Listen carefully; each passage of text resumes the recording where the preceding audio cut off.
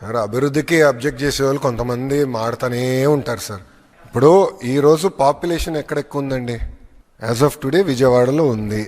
దేనికి వాడని భూమి తీసుకెళ్ళి ఇస్తాలో తప్పేంటి? ఇప్పుడు ఇదే మాట నేను ఇన్నుంటే హెచ్సిఎల్ వచ్చేది కాదు స్వామి. ఎందుకంటే అక్కడ కొంత భూమి ఆర్టీసీ భూమి ఉంటే నేను ఆర్టీసీకి వేరేది ఇక్కడ భూమి ఇచ్చి హెచ్సిఎల్ ఓపెనింగ్కి ఇది కావాలి అని చెప్పి నేను తీసుకునే భూమి ఆ రోజు. ఈరోజు ఎంతమంది పనిచేస్తున్నారు అక్కడ? 4500 మంది ఒక హెచ్సిఎల్లో పనిచేస్తున్నారు. Because government has to take bold decisions. అభివృద్ధికి సంబంధించిన బోల్డ్ డెసిషన్స్ మేము తీసుకుంటాం. 1995లో బాబు గారు అంత బోల్డ్ డెసిషన్స్ తీసుకున్నారు అనుకునే హైదరాబాద్ ఈరోజు ఈ స్థాయికి వచ్చిందండి. అరే చాలా మంది ఎగతాలు చేయలేదా అన్నాడు. శంషాబాద్కి 5000 ఎకరాలు ఎందుకని? ఈరోజు చూడండి, ఒక్కసారి వెళ్ళి చూడండి ఆ ఎయిర్పోర్ట్ని. One of the best airport in the country అండి అది. Today also I'm very proud. బెంగళూరుతో పోల్చిన చెన్నై వదిలేసేయండి, దారుణంగా ఉంటుంది.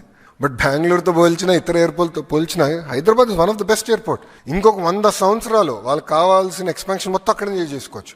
ఈ రోజు బెంగళూరు ఏంటి, ఎయిర్పోర్ట్ ఫుల్ అయిపోయింది, వేరే ఎయిర్పోర్ట్ కట్టుకోవాలంటున్నారు. రెండు ఒకేసారి మొదలైన కదా పనులు. That is vision.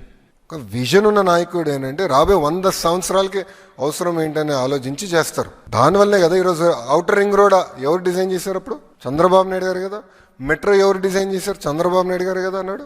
ఈరోజు చూడండి ఎంత ఉపయోగపడుతుందో తెలంగాణకి.